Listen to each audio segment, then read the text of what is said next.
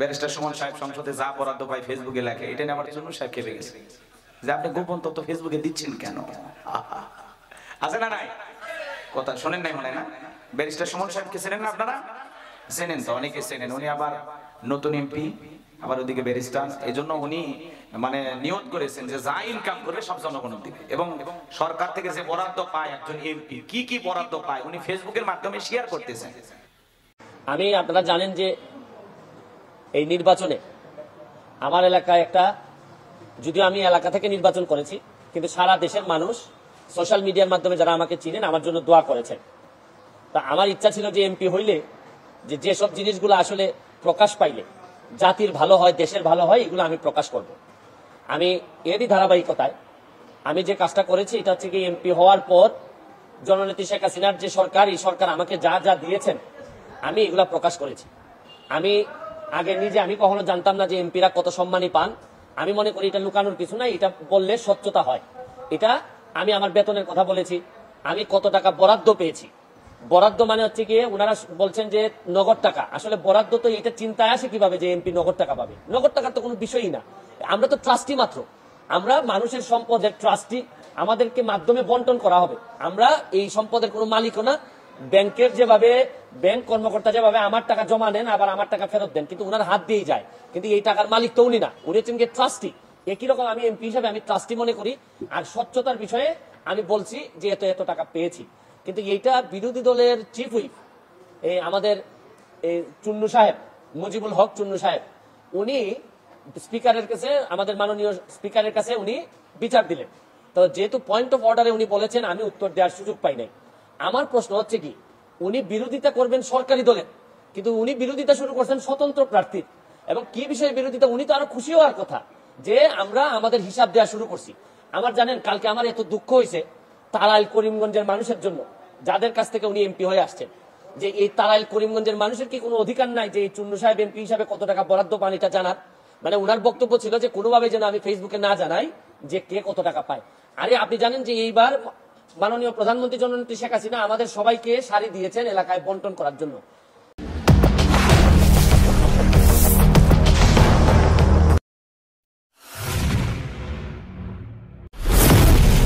এই শাড়ি কি আমি প্রধানমন্ত্রীর উপহার কি আমি বলবো না? মানে আমি কি এটা লুকাই রাখবো? লুকাই রেখে কি আমার কি এটাকে আমি বিক্রি করে দিব?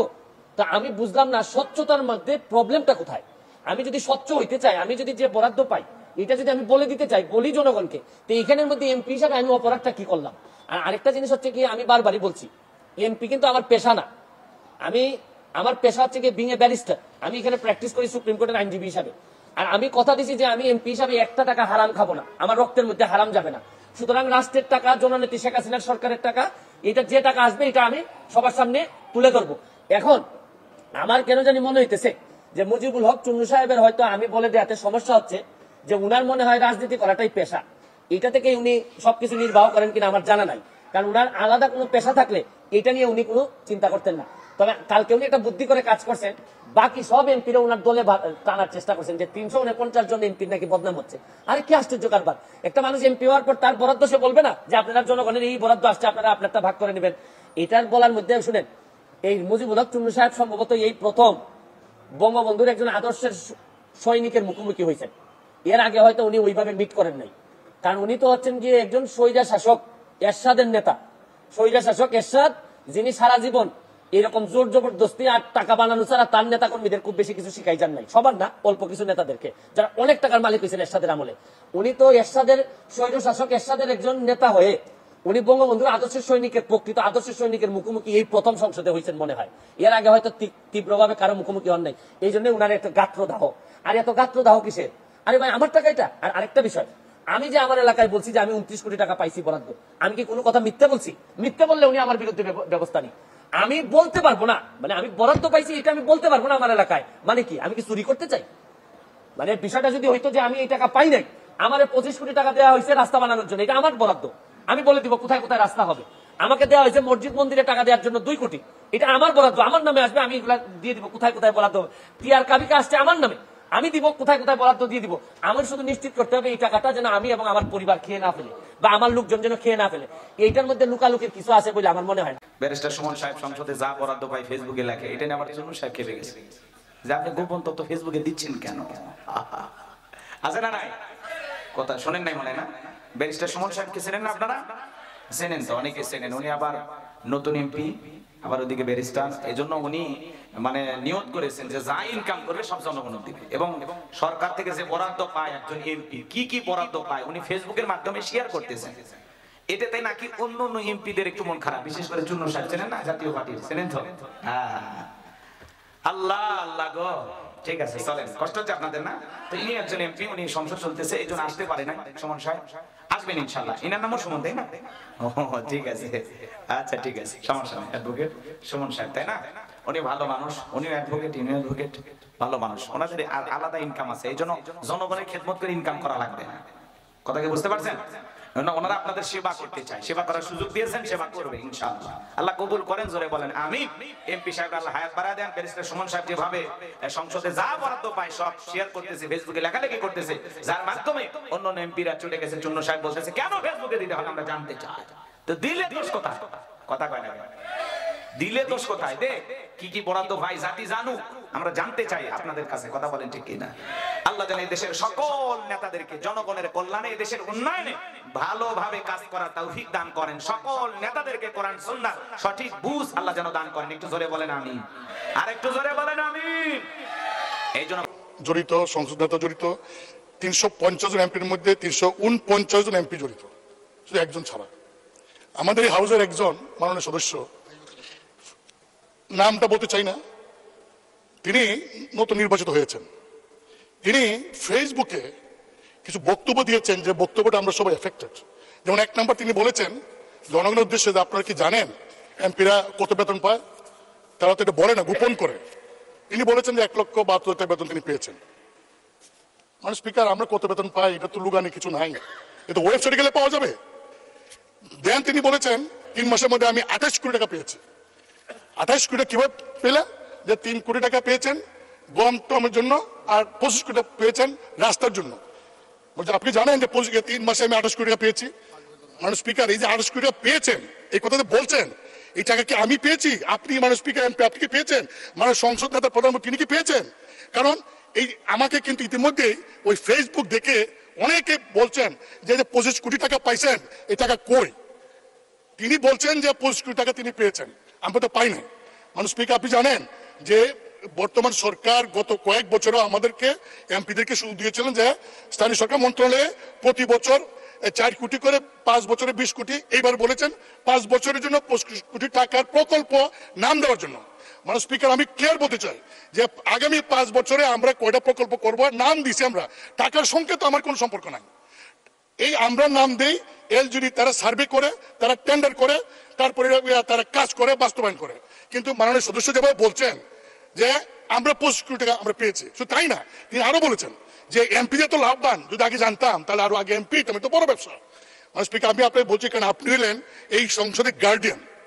আমাদের কোন সদস্য যদি এমন কোন কথা বলে যে কথায় প্রধানমন্ত্রী মানে স্পিকার সহ 349 জন এমপি সম্পর্কে মানুষের কাছে ভুল বার্তা যাবে, তার সস্তা জনপ্রিয়তা অর্জন করার জন্য যদি এই ধরনের কথা বলে ভুল বার্তা যায়, সেই বিষয়টা আপনি দেখতে পারেন। আমি আপনাকে বলবো যে আমরা অনেক কথা বলবো, এখানে ডিবেট করব, কিন্তু এমন কোনো কথা বলবো না, বলতে পারি না, অধিকার আমার নাই যে আমার কথা 349 জন এমপি তাদের ইজ্জতে যাবে, তাদের সম্পর্কে মানুষের মধ্যে একটা ভুল বোঝাবুঝি হবে। আপনি আমার কাছে মানে স্পিকার এটা আছে, পুরো রেকর্ডিংটা আছে, ভিডিওটা আছে, আমি আপনাকে পাইতে পারি। আপনি ভিডিও দেখেন, দেখে আমার কথাগুলি যদি মনে হয় আপনার যে ইয়েস আমি যা বলছি এই তার এই কথার কারণে জনগণের কাছে 349 জন এমপি সম্পর্কে ভুল বার্তা গিয়েছে, যদি আপনি এটা মনে করেন, তাহলে আপনি গার্ডিয়ান হিসেবে সেই সংসদ সদস্যকে দেখে আপনি তাকে কি করবেন, এটা আপনি একটা ব্যবস্থা নেবেন, এটা আমার অনুরোধ। মানে স্পিকার, আপনাকে ধন্যবাদ। আমি তো উনার দায়িত্ব কিভাবে পালন করছেন আমি জানি না, আপনাদেরকে একটা নমুনা দিলাম। উনার দায়িত্ব ছিল হচ্ছে বিরোধী দল হবে, সরকারের সমালোচনা করবে, সরকার যেন সঠিকভাবে চলতে পারে, দেশে যেন দুর্নীতি মুক্ত হয়, এগুলোর জন্য উনি প্রতিবাদ করবে। এটাই বিরোধী দলের দায়িত্ব বলে জানি। বিরোধী দলের দায়িত্ব যে স্বতন্ত্র, যে একটু ভালো কাজ করতে চায়, সৎ হইতে চায়, তারা যে চাকরি বাড়িয়ে ধরে সংসদ থেকে বের করে দেওয়ার প্ল্যান করছেন, এটা তো আমার জানা ছিল না। আমার মনে হয় না এটা কোনো পৃথিবীর কোনো জায়গায় বিরোধী দলের দায়িত্ব এটা হইতে পারে, আমার এটা জানা নেই। যে তারে সে যখন বক্তব্য দেয় আমি বুঝতেই পারি না কি বিরোধী দলের লোক বক্তব্য দিচ্ছে নাকি না সরকারি দল বক্তব্য দিচ্ছে। সরকারি দলের মানে আপনি সবসময় ক্ষতি চাইবেন তা না, সরকারি দলের আরে বাপ তো মাঝে মধ্যে ছেলের সমালোচনা করে, ছেলে বাবার সমালোচনা করে। আমার তো মনে হয় যে এই চুন্নু সাহেবরা এমন ভাবে ভিতরে ঢুকছেন, এরা তাদের সব ক্ষমতা সম্পর্কে কিছু জানেও না, বুঝেও না, কেন যে বিরোধী দল হয়েছে আল্লাহ মাহফুজ জানে। আর এরা 11 জন আর আমরা স্বতন্ত্র আছি 62 জন। আমরা তো হিসাবে তো আমরাই বিরোধী দল হওয়ার কথা, কিন্তু এখন কারণে আমরা যেহেতু ওনারা একটা দল হিসাবে আসছেন আমরা ওনারা মেনে নিছি। কিন্তু উনি তো সরকারি দলের বিরোধিতা না করে মাশাআল্লাহ এখন শুরু করছেন যে স্বতন্ত্র ক্যান্ডিডেট কেন টাকার ঘোষণা দিয়ে দেয়, এই কারণে উনি বিরোধিতা শুরু করছেন। আমার এখন তার আলার করিমগঞ্জবাসীর জন্য আল্লাহর কাছে দোয়া করা ছাড়া আপাতত আর কোনো পথ নেই। ভাইরা আমার, মুসলমানদেরকে যারা হত্যা করবে, মুসলমানের রক্ত নিয়ে যারা খেলা করবে, এরা কখনো আমাদের বন্ধু হতে পারে না। কথা বলেন ঠিক কিনা? এই জন্য তাম পৃথিবীতে আজকে মুসলমানকে বিদায় করার জন্য, ইসলামকে বিদায় করার জন্য গভীর ষড়যন্ত্র চলতেছে। একদিন সেই ষড়যন্ত্রের জাল ভেদ করে পৃথিবীর আকাশে বাতাসে ইসলাম প্রতিষ্ঠিত হবে, আল্লাহর কোরআন দিয়া পুরো পৃথিবী শাসন করা হবে ইনশাআল্লাহ। কথা বলে ঠিক কিনা? এজন্য মুসলমান কাপুরুষের জাত নয়, মুসলমান বীরের জাত, পিছিয়ে যাওয়ার জাতি মুসলমানেরা না, মুসলমান এগিয়ে যাওয়ার জাতি। কথা বলে ঠিক কিনা? যত বাধা আসুক না, যত নির্যাতন জুলুম আসুক না কেন, হাজারো নির্যাতন জুলুমের মোকাবেলা করে আল্লাহর দ্বীনকে বিজয় করার জন্য কারা কারা কাজ করবেন দুই হাত তুলে আল্লাহকে দেখান। লিল্লাহিল তাকবীর, লিল্লাহিল তাকবীর। আমার ভাইরা লম্বা হবে, লম্বা করব না। নবীজি ডেকে বলে বেলাল, ইসলামের অবস্থা কোন ভালো না, কালেমা পড়েছো আপাতত প্রকাশ করা যাবে না। হযরত বেলাল ডেকে বলে নবী গো, আমার জীবনের কোনো দাম নাই। আমার মনে ওমাইয়াকে বলেছিলাম উদ্দম বা ছাগল পেশাব পায়খানা করে দেয়, এই ঘরে থাকতে আমার বড় কষ্ট হয়, আমার জন্য আলাদা ঘরের ব্যবস্থা করে দেন। এইবার ওমাইয়া ডেকে বলে বেলাল, উদ্দম বা ছাগলের দাম আমার কাছে আছে, কিন্তু তোর মতো কালো হাফসি বেলালের দাম আমার কাছে নাই। আমার ভাইরা, হযরত বেলাল ডেকে বলে নবী আমার জীবনের কোনো দাম নাই, আপনি আমার জন্য দোয়া করেন, মৃত্যু পর্যন্ত জানো আল্লাহ কালেমার প্রতি টিকে থাকার তৌফিক দান করেন। জোরে বলেন আমিন। হযরত বেলাল কালেমা পড়ে রাত্রি বেলায় চলে আসলেন। সকাল বেলা হয়ে গেল, সূর্য উদয় হয়েছে, অনেকটা বেলা হয়ে গেছে। হযরত বেলাল দরজা খোলে না। অন্যান্য চাকর বাকর যারা আছে এরা নালিশ নিয়ে চলে গেল ওমায়ের কাছে, যা বলে এখন পর্যন্ত বেলাল দরজা খোলে নাই, উদ্দম বা ছাগলের পেশাব পায়খানা পরিষ্কার করে নাই, তাই নাকি? বলে হ্যাঁ, ঠিক আছে বেলালকে ডাক দাও। এইবার হযরত বেলালকে ডাক দেয়, হযরত বেলাল দরজা খোলে না, জোরে করে ধাক্কা মারছে, দরজা খুলে গেছে। এইবার উমাইয়া সহ চাকরের দল সবাই তাকায় দেখা, হারে যেই রাত্রিতে বেলাল কালেমা পড়ে মুসলমান হয়েছে, ওই রাত্রিতে একটা উদ্দম বা ছাগলের কাছে কোনো পেশাব পায়খানা নাই। বলেন আল্লাহু আকবার। এইবার উমাইয়াকে বলে, এ চাকরের দল, বেলালের বিরুদ্ধে মিথ্যা অভিযোগ দাও। তোমরা যখন ঘুমাচ্ছিলে বেলাল তখন ময়লা আবর্জনা পরিষ্কার করেছে, তাকায় দেখুন একটা উদ্দম বা ছাগলের কাছে কোনো পেশাব পায়খানা নাই, যাও নিজেদের কাজ করো। এই কথা বলে ওদেরকে তাড়িয়ে দিয়ে এক পা দুপা করে হযরতে বেলালের কাছে চলে গেলেন। হযরতে বেলাল দেয়ালে পিঠটা লাগাইয়া জিহ্বা নাড়ায়া জিকির করে কার? আরেকটু জোরে বলেন কার? এবার হযরত বেলালকে হালকা করে ধাক্কা মারছে, যখন জবান দিয়ে কালেমার আওয়াজ বের হয়েছে, তখন কালেমার আওয়াজ শোনা মাত্র উমাইয়া ডেকে বলে, বেলাল রে তোর জবান দিয়ে কি শুনলাম, তুমি কি মুসলমান হয়েছো? হযরতে বেলাল ডেকে বলে, মুসলমান হয় যারা মিথ্যা কথা বলতে পারবে না তারা, ওয়াকুলু কওলান সাদীদা। মুসলমানেরা হবে সত্যবাদী, মুসলমানেরা কখনো মিথ্যাবাদী হতে পারে না। কথা বলেন ঠিক কিনা? কিন্তু আমাদের সমাজে মিথ্যাবাদী আছে না নাই? মিথ্যা কথা বলে সকালবেলা নাস্তা করে, দুপুরে লাঞ্চ করে, রাতে ডিনার করে, ভরা পেটে মিথ্যা, খালি পেটে মিথ্যা।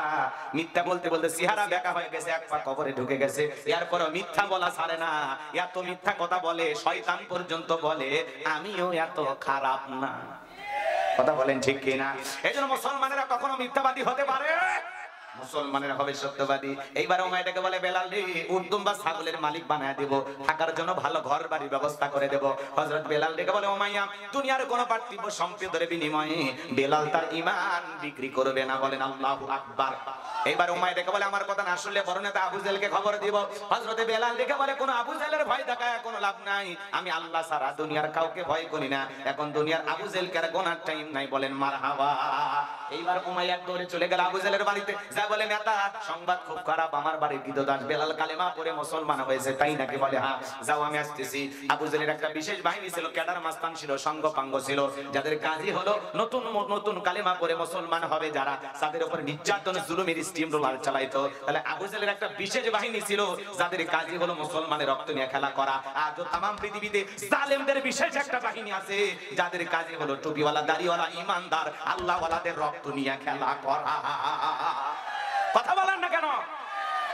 আজকে তামাম পৃথিবীতে তাকায় দেখেন জালেমদের বিশেষ একটা বাহিনী আছে যাদের কাজই হলো মুসলমানদের কষ্ট দেওয়া, যাদের কাজই হলো ঈমানদার আল্লাহ ওয়ালাদের উপরে জুলুম করা। কথা বলেন ঠিক কিনা?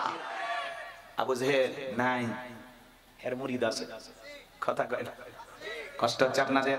এই বাজানগো আমার ভালো করে বোঝার চেষ্টা করবেন।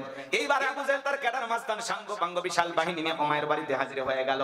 এইবার বেলালকে ডাক দে, বেলাল এদিকে আয়। হযরতে বেলাল যখন কাছে চলে আসলেন, দেখবেন আমি তোরে পার্সোনাল ভাবে মোহাব্বত করি, তোর উপর বিশেষ নজর ভালোবাসা আছে বেলাল। তুমি যদি চাও উটদুম বা ছাগলের মালিক বানায় দেব, থাকার জন্য ভালো ঘর বাড়ি ব্যবস্থা করে দেব, ব্যবসা বাণিজ্য যদি করতে চাও দিরহাম টাকা পয়সা যা লাগে সব দিয়ে দেব।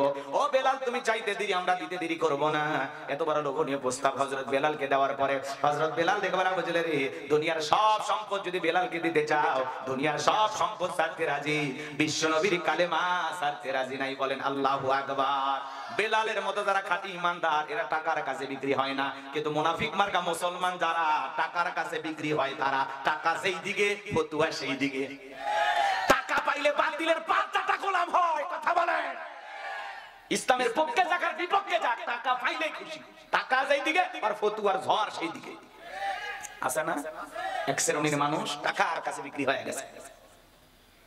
অবৈধ জিনিসকে বৈধ বলে, বৈধ জিনিসকে অবৈধ বলে, ভালো মানুষটাকে কালো বলে, কালো মানুষটাকে ভালো বলে, রাতকে দিন বানায়, দিনকে রাত বানায়। টাকা যেই দিকে ওদের ফতুয়া দৌড় সেই দিকে। কথা বলেন ঠিক না? রাগ করেন না, রাগ করেন না, কথাগুলো দিল দিয়ে বুঝবেন, অন্তর দিয়ে ভাববেন যে আসলে কি বলতেছি, কি বুঝাইতে চাচ্ছি। সব কথা তো খোলাসা করা যায় না। কথা বলেন না কেন? ভাসুরের নাম জানি, মুখে আনা যায় না তো। কষ্ট হচ্ছে আপনাদের? আমার ভাইরা যে কথা বলতে চাচ্ছিলাম, হৃদয়ের কান পেতে কথাগুলো শুনে যান। হযরত বেলাল ডেকে বলে, আবু জেহেল রে, দুনিয়ার সব সম্পদ যদি দিতে চাও, দুনিয়ার সব সম্পদ ছাড়তে রাজি, বিশ্ব নবীর কালেমা ছাড়তে রাজি নাই। এইবার আবু জেহেল ডেকে বলে, বেলাল সোজা আঙ্গুলে ঘিও না উঠলে আঙ্গুলে একটু বাঁকা করা লাগবে। যুবকদেরকে লিলে দিল, বেলালকে চাবুক দিয়ে পিটাও। চাবুক যা পিটাই দিয়ে কালো চামড়াগুলো ফেটে রক্ত ঝরতেছে। এরা যত জোরে চাবুক মারে, বেলাল তত জোরে আল্লাহর নামের জিকির করে। এবার আবু জেহেল ডেকে বলে, বেলাল মারতে মারতে কালো চামড়াগুলো ফেটে রক্ত ঝরতেছে, এরপরে কেন নবী মুহাম্মদ সাল্লাল্লাহু আলাইহি সাল্লামের কালেমা ছাড়বি না? হযরত বেলাল ডেকে বলে, আবু জেহেল রে, মারতে মারতে যদি মেরেও ফেলে দাও, জীবন দিতে রাজি, নবীজির কালেমা ছাড়তে রাজি নাই। বলেন সুবহানাল্লাহ। আমার ভাইরা ভালো করে বোঝার চেষ্টা করবেন। এইবার আবু জেহেল ডেকে বলে, বেলাল এভাবে পিটাইলে হবে না, এই যুবকের দল পায়ে রশি লাগাও। হযরতে বেলালের পায়ে রশি লাগায়া আরবের উত্তপ্ত গরম বালি, চাল দিলে মুড়ি হয়ে যায় এত গরম বালি। এই যে কিছুদিন আগে সূর্যের তাপ, বলে হুজুর দোয়া করেন বৃষ্টি বৃষ্টি, এখন আবার আল্লাহ বৃষ্টি দিলে বলে হুজুর ধান পেকে গেছে, একটু বলেন দোয়া করেন বৃষ্টি যেন না আসে। তাহলে আমরা যাবো কোন দিকে? কয়েকদিন আগে বৃষ্টির জন্য নামাজ পড়ায় নিলেন, দোয়া করায় নিলেন, এখন আবার বৃষ্টি দিলে সমস্যা আছে না নাই? তারপরে আসমানের মালিকের যেটা ফয়সালা সেইটা মেনে নিতে হবে। আল্লাহ গায়ে সূর্যের তাপ, কারণটা কি? কারণটা কি? আল্লাহ বুঝাই, বান্দা পাপ বাইরে গেছে, আমি দিচ্ছি তাপ। তোর পাপ বাইরে গেছে, পাপ কমায় দে, আমি আল্লাহ গরম কমায় দেব। সমাজে উলঙ্গপনা, বেহাপনা, অশ্লীলতা, জিনা, ব্যভিচারী, চুরি, হত্যা, লুণ্ঠন, খুন, ধর্ষণ, এমন কোন অপরাধ নাই যা বাংলার জমিনে হইতেছে না, পৃথিবীবাসীতে হইতেছে না। কথা বলেন ঠিক কিনা? কথা কয় না কেন? সমাজে অপরাধ আছে না নাই? কম না বেশি? এই বাজান গো আমার, আমাদের পাপ বাইরে গেছে, এই জন্য আল্লাহ একটু বলে এখন পাপ কমাইতে চাইলে পাপ কমা। কথা কোন ঠিক কিনা? এই জন্য বাজান গো আমার, আমরা আবার পাপ কমানোর চিন্তা বাদ দিয়া আমরা এখন রোদের মধ্যে ডিম ভাজা ভিডিও করতেছি। দেখেন আপনারা ডিম ভাজতেছি, আরেকজন আবার দেখবেন ওই টিনের চালে ডিম ভাজতেছে, নিচে থেকে আরেকজন গ্যাস চুলা জ্বালায় রাখছে। আরেকজন যায় আবার দেখে গ্যাস চুলা আবার নিচে টিন ভাজতেছে ভিডিও, ও যায় আবার সাইডে ধরে বলে, ভাই দেখেন এগুলো মিথ্যা, রোদের তাপে ডিম ভাজতেছে না, নিচে গ্যাসের চুলা জ্বালায় রাখছে। কথা বলে না কেন? কত বাটপারি, কত সিটারি সমাজে আছে না নাই? আপনারাই বলেন, সূর্যের তাপ যতই হোক বাজান, ওই জায়গায় কি আসলে ডিম ভাজা সম্ভব? আশহাদু আল্লা ইলাহা ইল্লাল্লাহ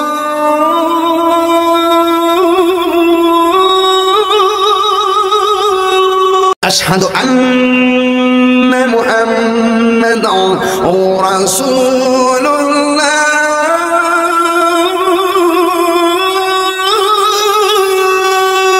اللهم آمين.